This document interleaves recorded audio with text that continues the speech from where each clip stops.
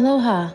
Welcome to Return on Wellness, a web series brought to you by Caesars Entertainment.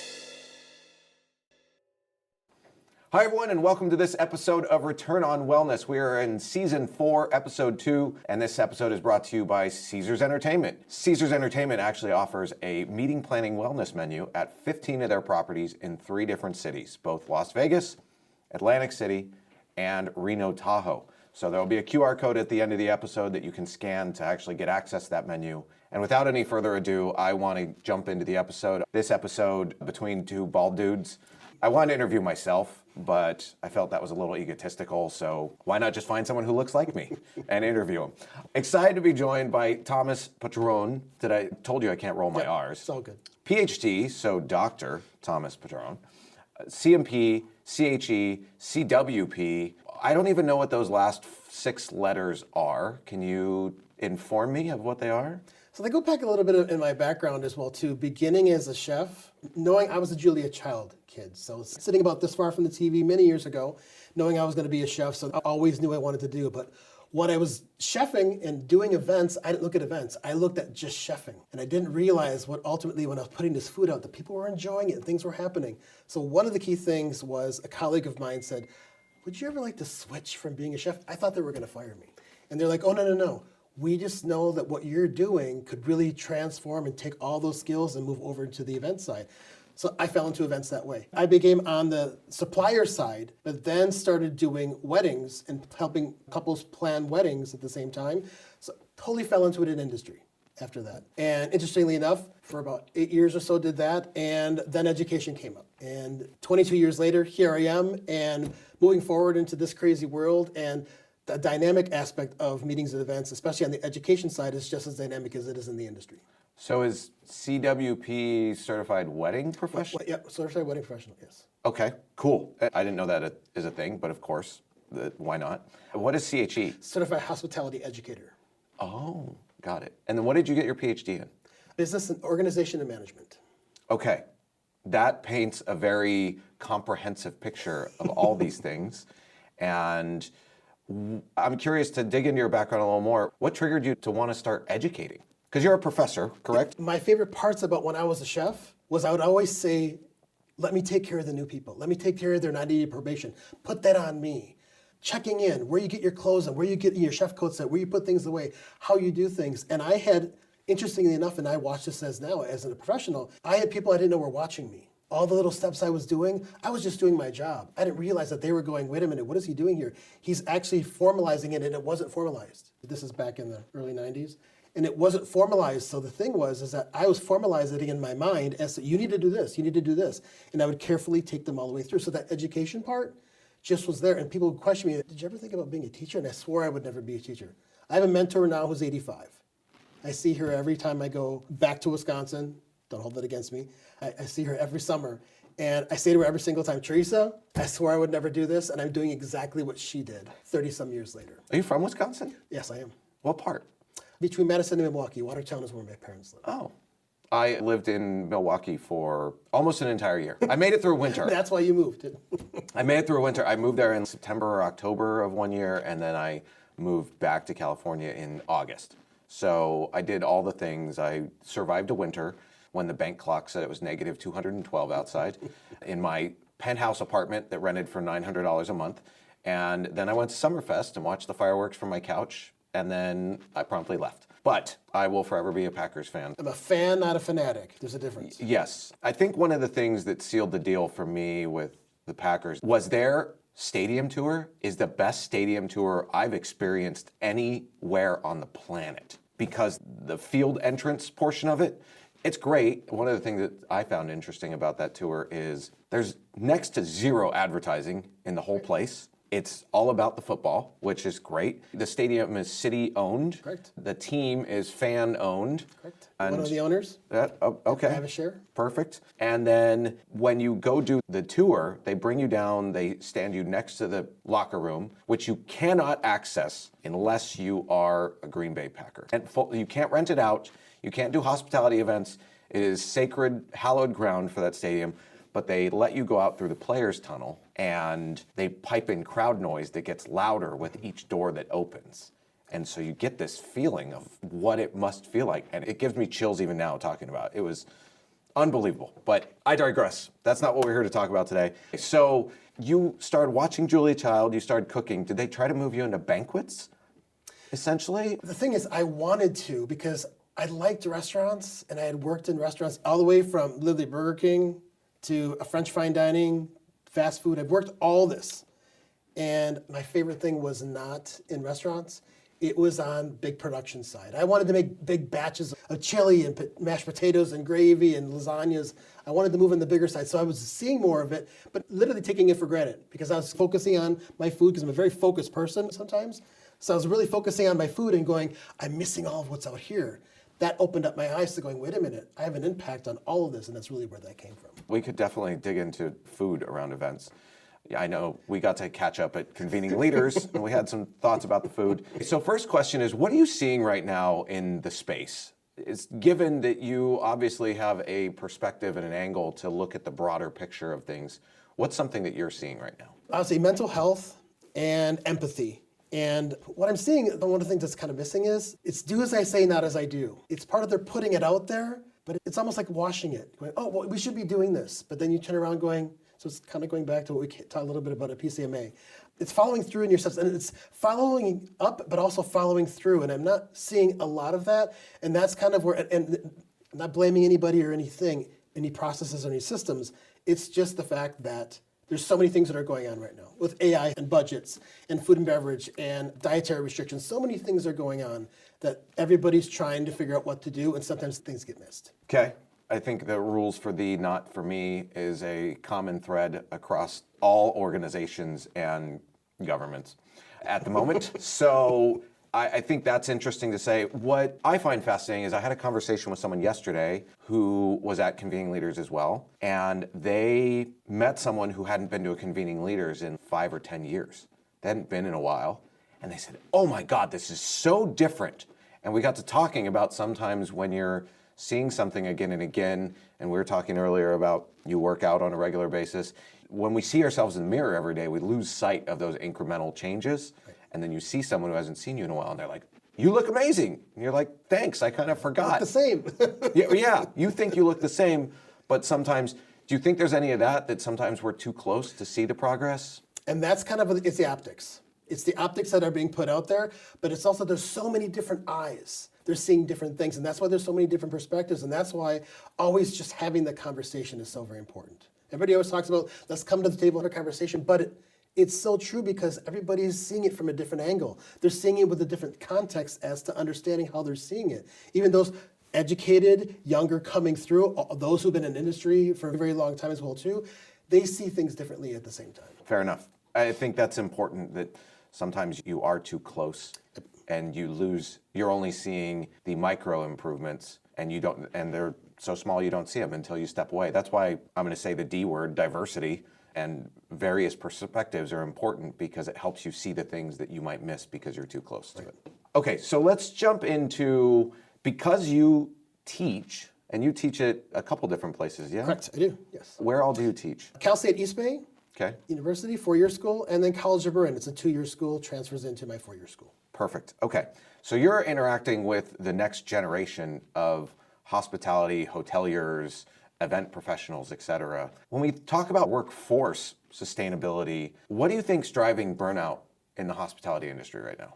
Always being on. An interesting thing I say this about because I've told you about my background is, I see it then, having gone through the industry and I've gone into education the last 22 years, always having to be on and to date. And it's just this rush of so many things, having to multitask, having to know more than one thing. Some people really want to focus on, again, some of us who are perfectionists, and I've been reading a lot about perfectionism lately, it's helping me to get away from it because it's such a problem that I have. Because I'm the one who it takes a month for me to write a course syllabus because I'm always changing things. But the interesting part about that is that social media plays into that as well too. Competition plays into that as well too. There's so many things that optics, again, are out there.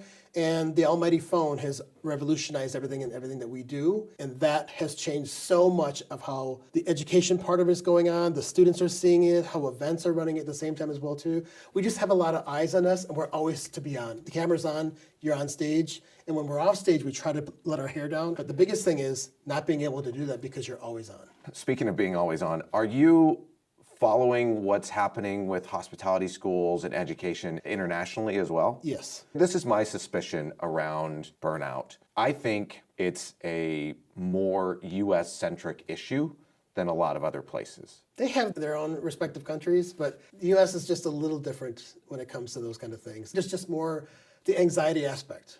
I really don't hear a lot about our international colleagues who I work with and research with at the same time. I don't really hear them talking a lot about that, but I do hear my colleagues in the US talking about students being anxious and always having to calm down and having all those kind of mental health services for them because so many things are going on for them. And again, we also are now on the cusp of those who were during, I like to call the unfortunate lockdown instead of the P word, the pandemic.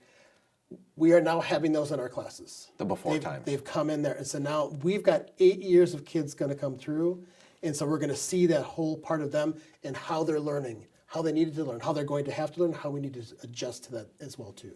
So we think about sustainability in so many different aspects. Why is it sustainability in one sense and sustainability in another sense? Right. I think of wellness as just human sustainability. Correct. And I brought that up because I remember I sent an email. I wasn't expecting a response, but I sent an email to one of our field marketers at a previous company I used to work for. And it was 3 o'clock in the afternoon my time, and it was 11 p.m. Germany time. And I get an email from her manager pinging me saying, you're not supposed to be emailing her after 6 p.m. because in certain countries there's laws against sending emails. And I said, I didn't ask for a response right now, but it's the middle of my work day, so I have to work in the hours that work for me. Second of all, why are you on email at 10 o'clock at night in London when you shouldn't be doing that either? Right. And I went to IMEX Frankfurt last year with a focus of looking at wellness, and it really shifted my perspective because in Europe, they live their wellness on a daily basis. And when it comes to conferences and trade shows, it's kind of a full send. Situational. Yeah, well, it's the exception. It's not the rule. Yep. They're looking after themselves on a regular basis as opposed to the US hustle culture that is so prominent. And look at the countries that rank in the top 10 as the most fit, having the least mental health issues. It's all those European countries. Yeah, so because they respect each other's boundaries. What a concept. Okay, so what do you think leadership tends to throw around the world? Resilience and these kinds of terms that are masked as suck it up and move on. What do you think leaders are getting wrong about that? Interestingly enough, we were just having a conversation about the PCMA Convene magazine, and the American Psychological Association defines resilience: adapting well in the face of adversity, not denying hardship. So if you think of that term, this is something that I've used even during our unfortunate lockdown. Not everybody is in the same boat. Everybody's in a boat, right? Everybody's saying, oh, we're on the same boat, we're going to get through all this.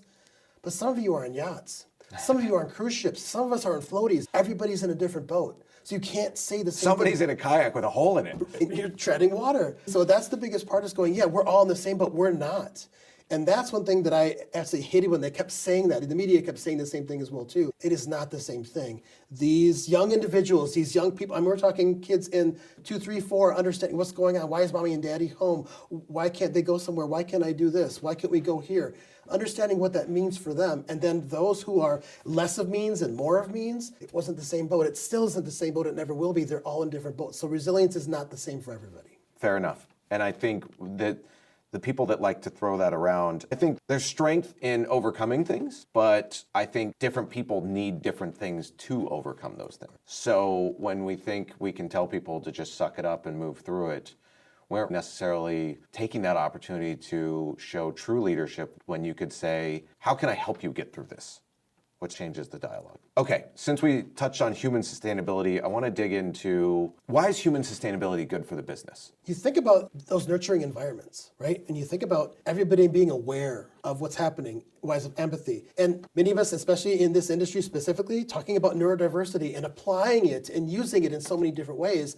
that it helps people to understand themselves and everybody else. Because neurodiversity, so many, you and I both have neurodiverse issues, different ways. We could be here all day just having a session just on that, and I'm not the expert on that. A colleague of mine is, a lovely colleague of mine is. And one of the best things about it is when you go to a session, you understand and you read a little bit about neurodiversity, you really get to understand the people and why they're doing things the way they do, why they are the way they are. There's empathy of going, oh my gosh, I am so sorry. I did not realize that this was a trigger for you, right? We all have those as well too. We have to remember, if we have a trigger, we created the button. My triggers, my buttons, I created those. So driving into San Francisco today, road rage, people, crowds. I've never heard that term, that if we have a trigger, it's because we created the button. You created the button. People are just pushing your button, but you created it. Which goes back to the adage of you can't control what happens, but you can control how you react to it. So that's what Tom is working on this year, 2026. Fair enough, and thank you for sharing that. It's appreciated. So to dig into the students, because you get to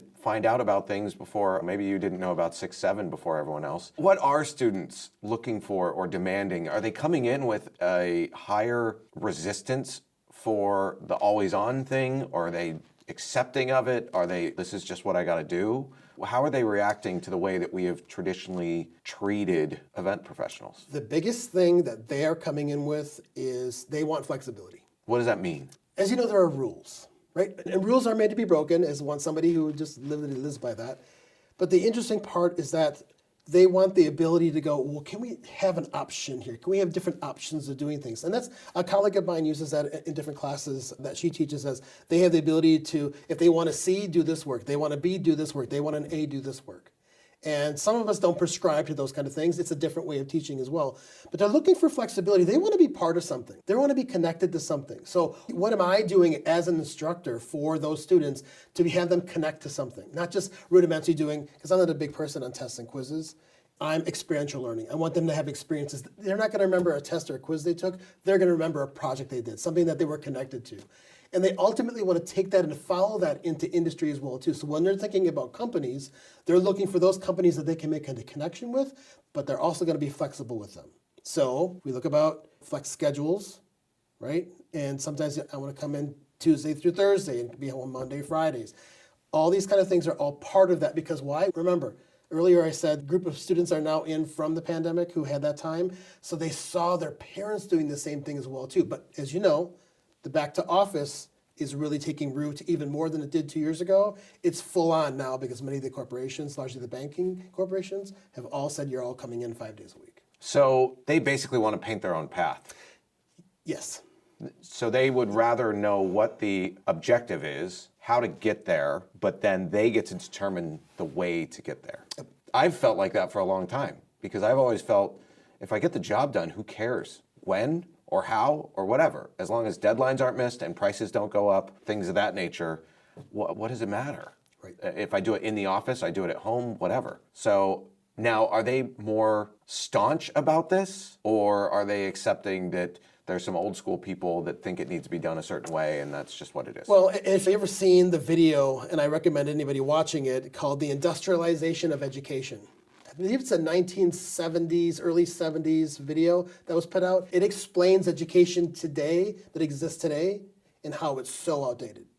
We are so living in the dark ages as to how education still is, and that's why it's a slow-moving ship to move anything and change anything in education because everybody is so ingrained. I have 5 different generations that are in my classrooms. My youngest is 19, my oldest is 65. Wow. You take that same group and put them into industry as well too. They learn differently, they communicate differently, they interact differently. There's so many different things that each one, so we're having to change the way we teach a little bit. But remember, if I'm only doing it and none of my colleagues are doing it, it's not helping. Right. And so that's one of the things where the change needs to happen. It slowly is, but it's really a slow moving train. So if I recall, the theme of that movie was essentially we built education to train workers, to train factory workers that would show up, do what they're supposed to do, not ask questions, and then go home and shut up about it. So do you think that's why events have been programmed the way they have for so long? We do like to stick to what, it ain't broke, don't fix it. But it is broken. That's exactly the point. That's exactly my point as well too. It is broken, how do we change it? How do we move the needle as to moving things? But remember, beyond me thinking, look at the industry. Those 5 generations, they're still out there, they're dug in, they aren't going anywhere because why? Well, if we look at the system is created with healthcare. They need the healthcare. They've got to stay in as long as possible. They get for their pensions, and even if they don't have pensions, staying in for their 401ks. Does anybody except like firefighters and cops get pensions anymore? Well, educators do. Oh, okay. Yay.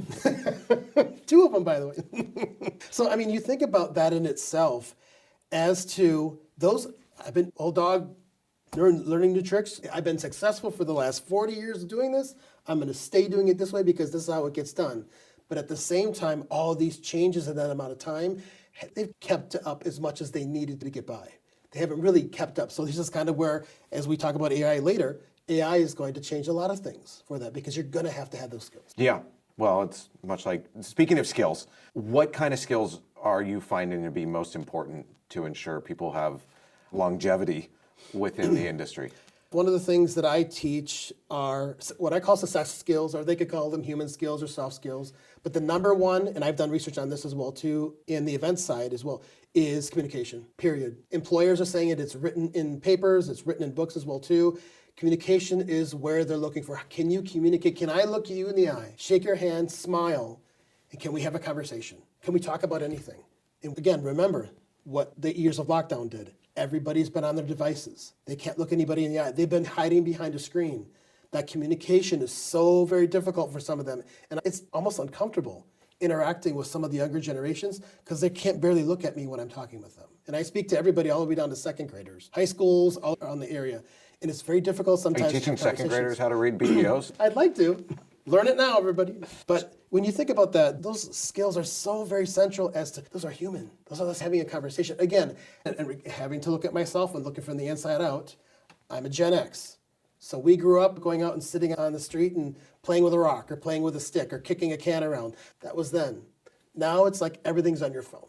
Everything's accessible to you. Every kind of answer that you ever want, question that you ever wanted answered is at your fingertips. So that has shifted. So we have to bring that aspect of their communication skills out. And it can be an uphill battle. Maybe Neuralink will be a good thing because we'll look at each other again. Because when it's implanted in your brain and you don't have to pull out your device. Well, and if you think about this is exactly why in-person events. Again, I fell into events. Again, like a lot of us did. I know a lot of us who are listening right now fell into events, and so did I. But when I go to IMEX and PCMA and MPI and IEEE and all the different conferences that I go to all year long, hospitality and non and education and non, when you get people in that room, when you get people in those facilities and get them together, there's nothing better than that. And I always said it for years, and it's actually, interestingly enough, I just saw this in a book as well too, but I've been saying it for a long time. Conferences don't happen in the rooms, they happen in the hallways. And so when you're having those conversations, you're meeting people, that's where the connections and networking is.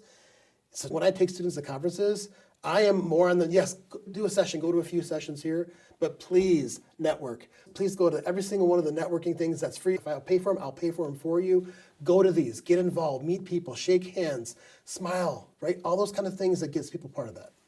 I think this goes back to the root of social connection and being human with each other. And the big overarching theme at CL was community. There's these groups that are popping up that are driving community like Club Ichi, ELX. People want a place where they can show up authentically and vulnerably because everything online has to be so polished and perfect. Right. But everything online is always, I saw Tony Hawk speak 2 years ago, I want to say it was. And he had a really interesting message because he's like, I'm going to show you a clip and I'm going to show you a long form video. And he shows a clip of him doing a brand new trick. And I don't know, he did like a 3,600 or something. He spins around a whole bunch of times and like over a gap and all this crazy stuff. And he goes, that video was 8 seconds long. Do you know how long it took to capture that video? Do you know how many hours and how many attempts? That's what we're gonna watch now. And he played, it was like a 3.5 minute time-lapse video of just fail after fail after fail after fail. And he sat there and let everyone sit there in silence to shift everyone's perspective that what we're seeing online isn't necessarily real life. We're seeing snippets, whereas when we go to a conference, we get that thing. One of the very first episodes I did was with this woman, Dr. Jess Garza, and we were talking about being in person because I wanted to do this show in person only, and a lot of people, the producer included, was like, you're insane. You know how hard that's going to be? And I was like, yes. Are you gonna build a studio? No, because then I have to fly people to me, and I'm not making that much money on this yet. But I wanted it to be in person, and she said, well, that makes sense. And I said, why? And she goes, because when you're in person with someone else, you exchange electromagnetic fields. And I kind of looked at her, I was like, oh God, here we go. Are you gonna pull some crystals out now and make it levitate or something? And she said, no, think about it. When your parents were fighting and you walked in the room, you felt it. And that's real deal energy. And so that's what in-person events offer that nothing online can ever offer. Right. Sometimes you strike gold and somehow you're able to communicate that energy through the camera, but in person is fucking magic. Yep. I have this set to 18 and above for my YouTube results. Bringing people together in person is how you really change people. And being able to communicate, I love that you're teaching people how important it is to be present. Because I think that's what you're teaching. You're talking about communication, but at a bigger level, it's being present. It's being able to have a conversation with someone and occupy that space and hold space for them and have something meaningful come out of that interaction. Interesting that I have a lot of sticky notes for myself in my office at home. And one of the adjectives that I use when I do different webinars for my students, the best present is to be present. It's literally on a sticker in the back of my phone. Okay. I couldn't agree with you more. And that's why, as someone who's taught on in-person, hybrid, and online for 22 years, I know that each of those different formats and different ways, they learn differently. They're still getting what they need to get. But I know that having those experiential learning activities that get them in person, get them with the people, get them with mentors and positive networking, that's transformational. That's where it really takes going, and they get it. That's where the clicking goes. You can't require anybody to do anything anymore. Many years ago when I was in school, you had to do this. You can't do that anymore because you have to have alternatives. Not everybody can do that. But I can't stress to you enough that watching for the last 22 years, tens of thousands of students in all the schools that I've taught at, just having them be present at an event or something or be part of it, and just to see them walk away. And I always debrief. Debriefing is such a huge thing for me as to going, even if they're writing it down, but also just the conversation. When they travel with me, the entire way there is a briefing, and the entire way home is a debriefing. Even at the airport, where we're having lunch, we're on the airplane, the whole time there, and they're probably exhausted by me by then. But I'm like, I gotta get them talking about it because that's where the clicking begins. That's where the light comes on going, oh my gosh, I met this person. It's like, yes, make sure that on Monday that you immediately get an email. Make sure you're clicking, make sure you're keeping up with that person. And so it's not just following up, it's following through. There's those connections with that happen. That's gonna be a clip. Not just following up, it's following through. Yep. I love it. So do you think our industry is evolving to get back to those human roots? I think it is. And I think one of the interesting things about it is, and it's been put out there, and Simon Sinek put it out there as well, and it's his book, Knowing Your Why. And I'll say it here, and it can be put out there as well too. I know my purpose, my reason, my why is to help. I know that's my North Star on every single thing that I do. When you asked me about this, I said, how can I help? I'm not getting paid for this, everybody. One of the key things for me is that if I've got something, I want to be able to help. And so when we think about that as well too, understanding your employees, why are they there? If somebody's there just for a paycheck, okay, get that. But if somebody there really wants to learn and really wants to learn your job and they want your job, how do we get them through that path of like, I need to mentor them. They need to shadow me. You're creating the opening to these doors that weren't there before, now for somebody else will too. So really when you look at that generation who's out there wanting to connect to something, want to have a purpose, this is that why. They're like, why are you here? Why do you want to do this? Because somebody's like, well, I just need to get a grade. That's any class you can take. But why are you here? Why do you want to do this? And then that ultimately helps you to be able to guide them. Because not every single person is coming for the same why. Is that like your day one question to everyone in your class? In a sense, yes. In a sense, it really is. It's important because I know that every single student, interestingly enough, is not going to come in for the same things. And so I'm getting out of them and not asking why, but I'm having them define a few things for me. And one of the big questions I've asked literally since the first day I taught, when you do your class introductions, is, what's your ultimate goal? Because I want to know where your mind is, what your thought process is. As to, I'm taking this class to get to here. Is the class you're taking with me going to get you there? And I literally have had students in my class, and you never, as an instructor, you never want to lose students. You always want to keep them. You always want to get more. But when you're thinking about that, is that I've had, to this point, 3 students in my 22 years that I've said, you do not belong in this class. You belong in this class.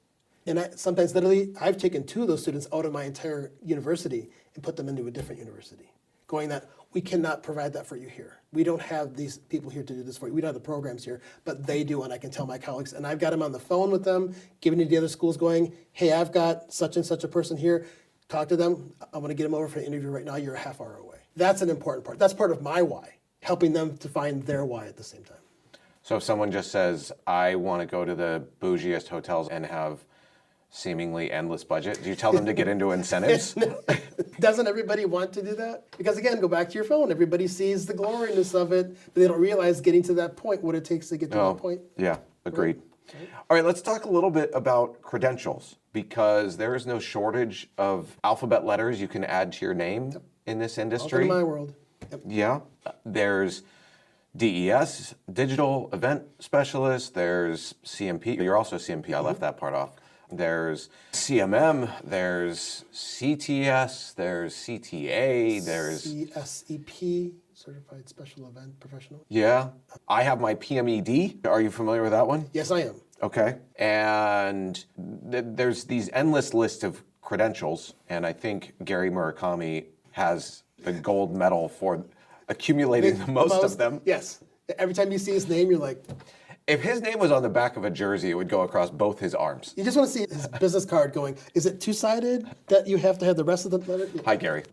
How do you think these credentials play into credibility, and are they worth it? I'll say that. What I like to say with all of them, they're not all created equal.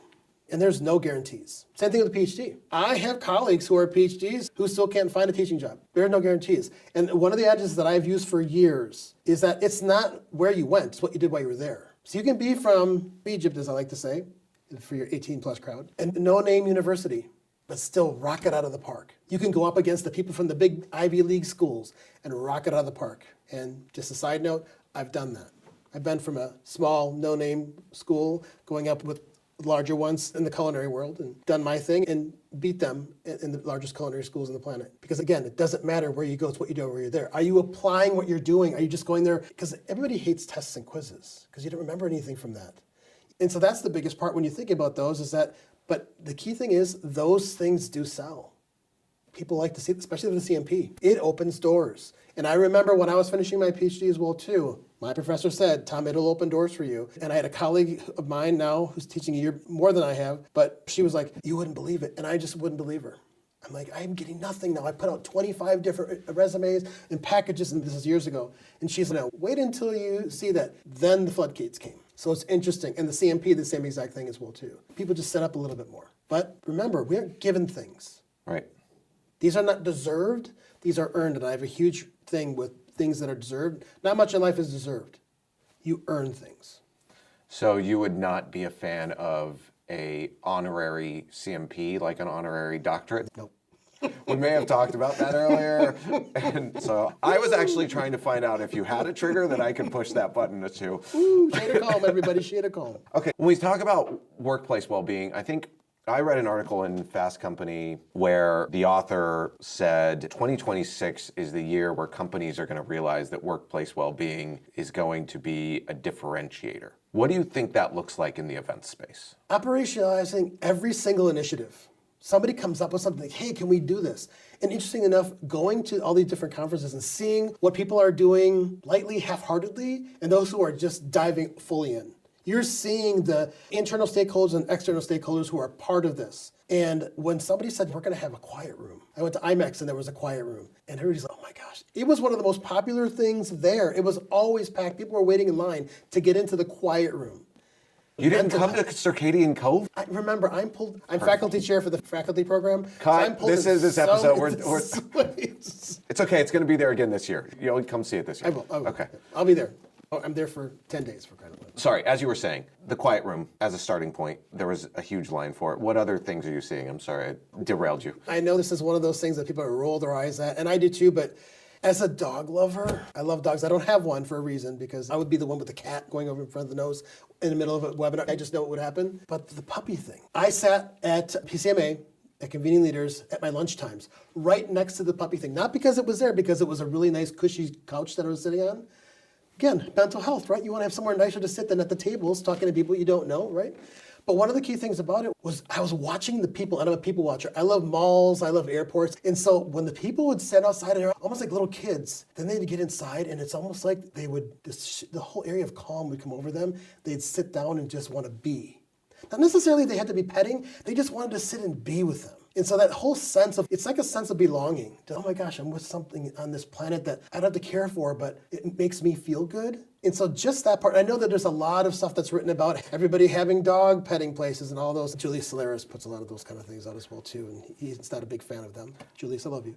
If we want to dig into that, we can, because he talked about, it was one of his lists. I saw the list this morning or yesterday. Go through the comments, because I went in there and I pushed back on the puppy yoga. The difference being, though, is, and it happened in the comments, which was fantastic and played directly to my point. I said, it's not the puppy yoga that's the problem, it's the lack of intention behind the puppy yoga that's the problem. And someone came in and said, yeah, it does blah, blah, blah. And I then promptly replied, who frickin' cares if it does blah, blah, blah? How does that impact the outcome of the meeting? And that last mile that seems to be constantly forgotten, because people hear about something and I'm deciding if I lean into this or I'll go ahead and talk about it. Someone goes, oh, I should do wellness at my event. And then the next step is they book puppy yoga and they say, I did wellness at my event. Great, but you didn't. What is starting to happen is, oh, I booked puppy yoga because it increases oxytocin and blah, blah, blah. I did wellness at my event. What is missing is, I'm supposed to do wellness at my event, so I brought in puppy yoga to foster people's neuroplasticity.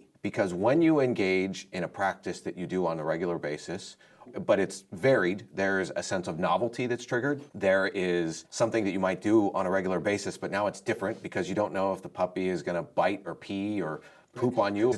It's a wild animal, right? It's doing unpredictable behavior. So you're forced to be present in that moment, but your brain is on a higher level of alert because you don't know what's going to happen. What's really happening there, and this is the part that's missing, especially if you're trying to sell it to an executive, is by offering that puppy yoga, you're actually priming people's brains to learn more because they go into their session after that event calmer, more cognitive capacity, and their brain is already, let's call it, warmed up to learn. So when they go into the following session, they walk away with more content, more knowledge, let alone the networking and social connection they might have within that shared experience when they're walking back to the elevators to go back to their room with the other people and somebody got peed on and everyone's laughing. And there is so much happening there that it's not that puppy yoga isn't good for the event. Everyone knows, but nobody's talking about why it drives ROI. And that's the part that, to quote Peter Griffin, really grinds my gears, is that's what's missing. And that's what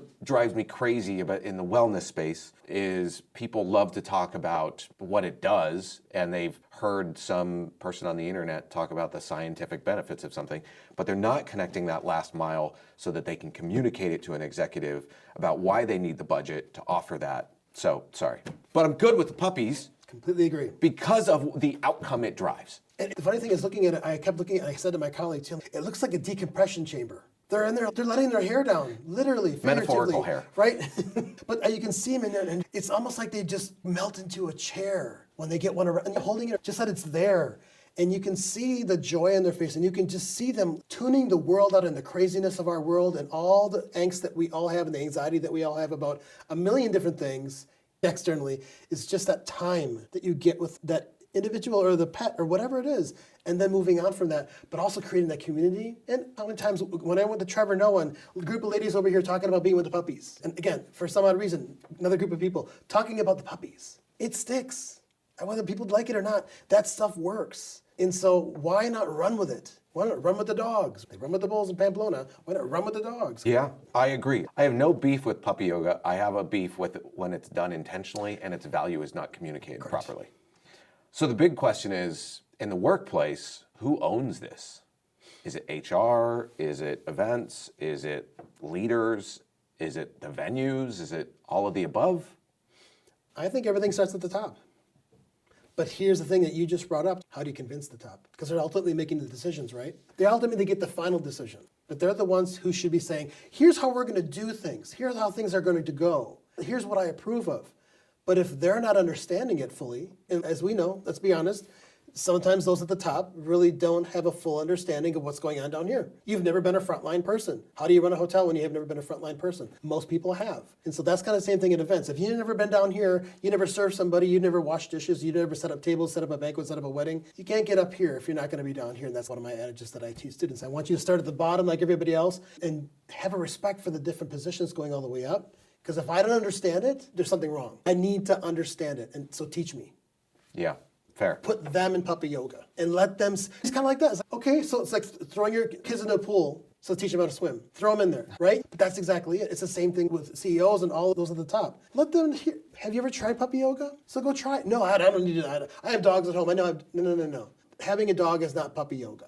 Here's what you're gonna do. Let's see how you feel coming out. Let's put some little tags on you and get that neural part here, what's triggering you. And you'll start seeing those little serotonins go shoot up and everything else as well too. It's that kind of stuff that I just hate because it's the fact of if you don't know, then figure it out and find out. Experience it for yourself. So I'm going to digress a little bit here. And the other issue that LinkedIn loves to talk about is, quote, a seat at the table. And I think I'm going to say something a little bold here, and you're welcome to correct me or offer a dissenting opinion or agree, depending on what it is. But I think the difference between an event planner and event professional is the ability and the confidence to push back when the executive stakeholders are compromising the objective. Yeah, I completely agree. And I completely think agree. that's the difference between getting a seat at the table and not having a seat at the table, is being willing to push back when you need to. And I think in our industry, as an industry that's littered with people with trauma issues, which is why a lot of people become people pleaser personalities, there's usually some type of trauma. I am not accredited well enough to have that conversation, but I've seen enough Disclaimer TikToks. at the bottom of the screen. As people pleasers, we default to just going along with it because it's less friction as opposed to pushing back. So what you were talking about, puppy yoga, I have a feeling, and that's why this show exists. The whole point of this show is to help educate planners so that they can push back on their executives and say, okay, I understand you don't see the value in it. Can I explain the value of it to you? What are 3 practices that if you were leading a team of either hoteliers or planners that you would implement? So my PhD's in business organization and management, my specialization is leadership. And I prescribe to transformational leadership. And it's something that I have used. I didn't even know I was using it until it's kind of like a pill. Here, you need this because you have this. So when I started learning all about that, even before my PhD, I learned it in undergrad. I kept going, that's exactly me. I've always been that way. It was in high school when I was in sports and everything else and all the way through here. And it's like you're in the trenches with them. You're rolling up your sleeves. I'm the person who will take this coat off, roll these sleeves up, and I will do dishes with you. Because I want you to know that I'm there with you. I'm still your manager. I'm still your leader. I'm going to help you get to that. But I want you to see that with me. Some call it servant leadership. Correct. Robert Greenleaf. Correct. Okay, servant leadership is one. My second biggest thing is staying connected. My biggest thing is networking. Getting everybody, you're going to that conference. I'm going to fund that. You're going to go here. You're going to network and you're going to meet people. Because that, remember before in the hallways, said it happens in the hallways? If you're not networking, it's not happening. It's just not happening. You can sit in a room, you can sit behind your phone, you can sit behind a screen. It's not happening. You got to see each other in person. You got to go there. And as someone who does teach online as well too, I'm even more forcing my students the same thing. You got to be doing these things. You got to get out there. Yes, this is getting you what you need, but it's not getting you everything that you need. How would you summarize that? Expanding your horizons, being involved? Yeah, that whole sense of taking that extra step, because I always say pushing them out of the nest. Got it. You got to go. Yeah. You got to go at some point. And I'm going to do it now because I want you to do it here. It's in a safe space. Get it wrong with me, but then we can go through the process of it, and then you're getting it right out there. My third thing is, the funny thing is, it came out during the pandemic, and it's something that I have prescribed to, but at the same time for myself as well too, created a lot of work for myself, was upskilling, reskilling, retooling. Constant. I'm probably on 3 or 4 webinars a week, watching them, learning things, writing down notes, trying to keep up. We're changing so rapidly. And it's not just tech and AI. It's just what everybody's doing and wanting and needing is changing. What does that translate to? I've got to take that to my students. I've got to get that in my classes. I've got to get it into their learning. Because if it's not, I'm missing that. And that's the part that keeps me up at night. Everybody's asked me that question. What keeps you up at night? Let me just tell you what keeps me up at night. It's trying to keep up. Yeah. Not keeping up with the Joneses. Keeping up with me, keeping up to my level. And being a perfectionist, and again, my year of working on perfectionism, is just knowing as much as that I need to know to get there. So going back to all the little letters after my name. Yes, it is about me first. It has to be about me first before it can be about anybody else. It's my biggest thing I talk about in professionalism etiquette. But it's because about me first that it can be about everybody else. If I don't get my crap together, then how can they have their stuff together? I've got to be able to have my stuff together to be able to do that. And that's really how I focus on my upskilling, reskilling, retooling during all this time, learning AI when I'm not a tech guy. But it's important to be in that aspect. A cracked vase can't hold water to fill others. We're all correct. Agreed. There's a Japanese term where they take cracked pottery and fill it with gold to bond it. I've watched the videos on it. Don't ask me what it's called. That's how I like to think of us. And it's okay, cracks are good. We did have hair at one point. Yeah. Both of us. Yes, and then I got into events. So how do you, given what students are asking for nowadays and flexibility and things of that nature, in a hotel, in events, how do you manage that without decimating your service levels? The biggest thing is learn who your people are. Lean into them. Who are they? What makes them tick? I've always wanted to find out why they wanted to do it. Why are you working here? What is it you get out of this? Do you love making this? Why is that you like making pastries, all this? And that's one of the things that is important for me is that understanding like, why are you doing this? Because don't do it just to do it. I say that a lot in my classes. I do videos every single week for my classes. I said, don't just do this to do this. Do this to get something out of this that can take you to the next level. They can get you to the next class. They can get you to graduation. They can get you there. But don't just do it to do it. I'm going to connect that dot because I think what I'm taking away from that is if you find out what's really driving someone, I had another guest on who said, chase what you're curious about, not your passion, which I thought that was interesting because your curiosity will help you find your passion. But if you understand what motivates someone and you understand what their goal is or what they're trying to accomplish or why they like doing whatever it is that they happen to be doing or finding out if they hate doing what they're doing, then you can find out what they do enjoy and potentially take advantage of that. That person's going to outperform other people because they're actually enjoying what they're doing. The old adage of do what you love and you never work a day in your life because you're enjoying yourself the whole time and it's not work. And I do. And then people want to be there. And people want to be around you. Yeah.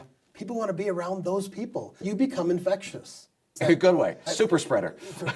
In a good way. I've always had, interestingly enough, and it's been this common denominator, but ever since I was much younger, even till now, people have always said I was disarming. And I kept looking going, I'm just being me. And it's not, disarming isn't a bad thing. What does that mean? So I haven't been looking it up and I haven't to research into it a little bit. I'm going, I'm going to take that as good, and it is.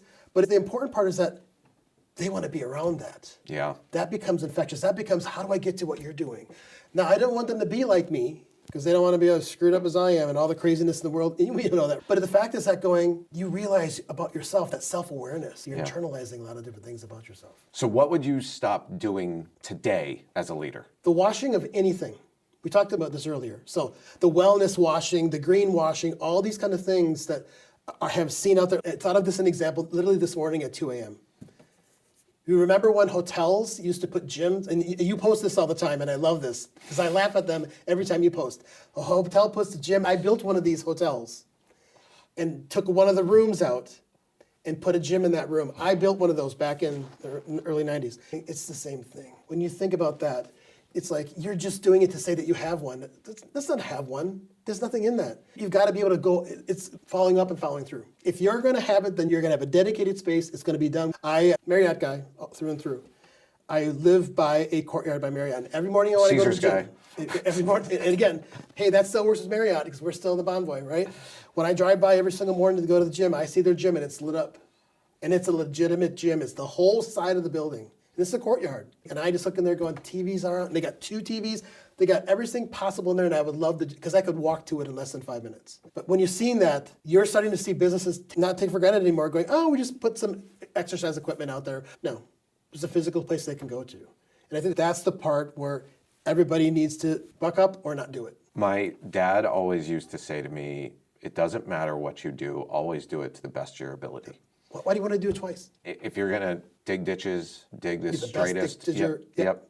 I always use the term intention. Yep. And are you doing what you're doing just to say you did it and it's superficial marketing and lip service, or are you doing it because it's meaningful? That's part of my PID. Purposeful, intentional, deliberate. That's my 3 words beyond my purpose, my reason, my why. Purposeful, intentional, deliberate. That's how I focus on. I'm here for it. Wellness washing is definitely a real thing. Rapid fire, we had someone on the show last year who talked about critical thinking, and he had this great question. It was actually an exercise. Take your most cherished belief, and is there something that would change your mind about that belief? And if you can't say yes to that, then you're not truly critically thinking. And I thought it was really interesting. So what's a belief that you've recently changed your mind about? Bald is beautiful. Bald is beautiful. Okay. I didn't think I was going to be bald, let me just tell you right now. But if you look at everyone, again, to get it from your mother's side. Is this recent for you? No. Oh, okay. No, all right. It started back when I was 27, 28. I just never thought of it because I had a lot of hair my entire life, a lot of hair. You got it all early. Looking at all of my uncles on my mom's side going, that's going to be you. Didn't realize that. So I was like, oh, no, who wants to be bald? So it's one of those things that for me, it's a personal thing, but it's, okay, it's going to be beautiful. It just is. Again, but I'm not one who's going to go get hair. I watch the videos on the transplants, the individual hairs, and they're just scarred up here. I'm not one of those people vanity-wise when it comes to that, but I take care of myself as well, too. We're both fortunate that we have well-shaped heads. I've been bald longer than I've had hair at this point. So how long has that been? I went bald when I was like 22, 23. Okay, next rapid-fire question.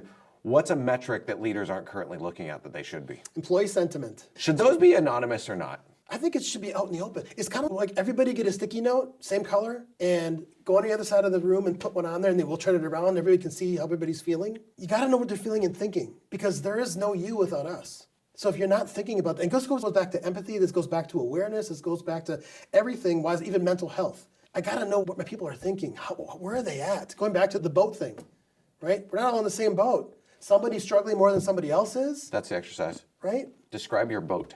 Woo! Now I'm a cruiser. But I'm saying that would be a great exercise for people at a function. Instead of employee sentiment, what if people draw your boat or draw whatever, taking that boat analogy of we might be all sailing the same sea, but we're not in the same boat, and draw your boat, draw what the boat you feel like you're in. And that, I feel, is way more telling than how people feel. Because people get concerned about... Right. And they're not going to be fully honest. Yeah. They're not going to check the right box. They're going to be worried about backlash and things of that nature. Okay, so last thing, what's something that you would challenge the industry with in 2026?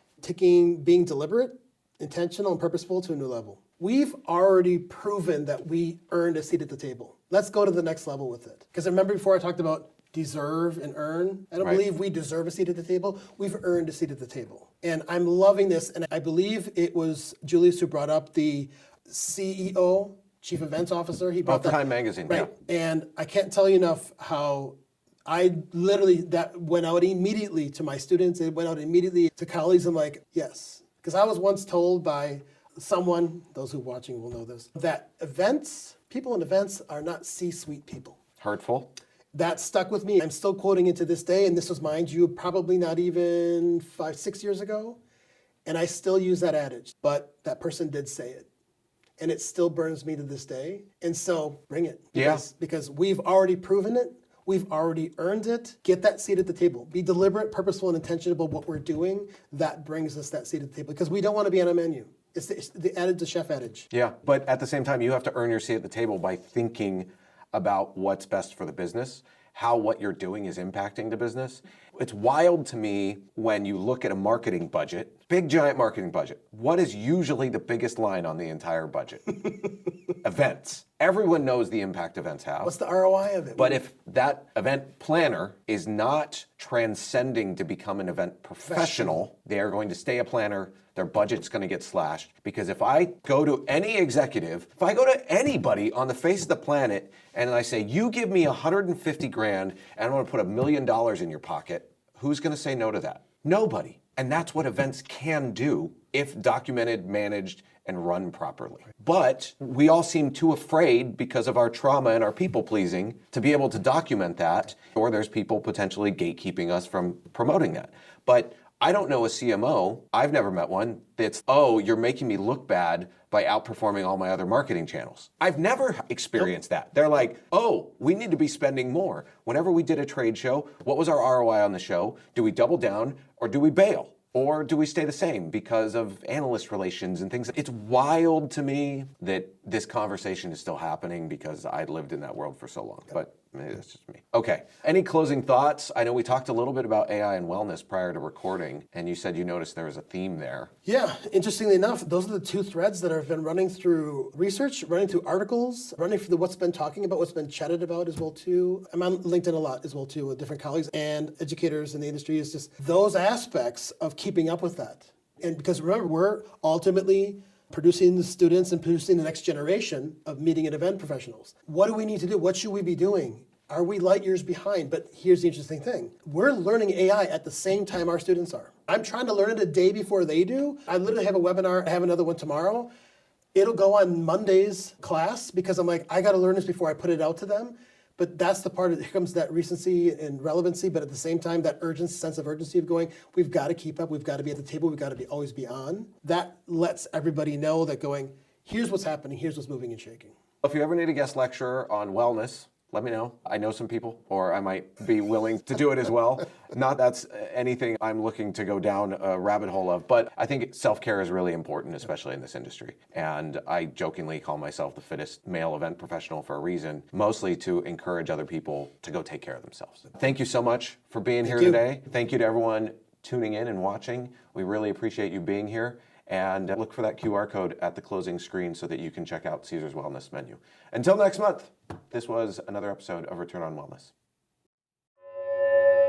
Thank you so much for joining Return on Wellness. For more information on Caesars Entertainment's offerings, please scan the QR code. Make sure to subscribe to be notified when our next episode is out.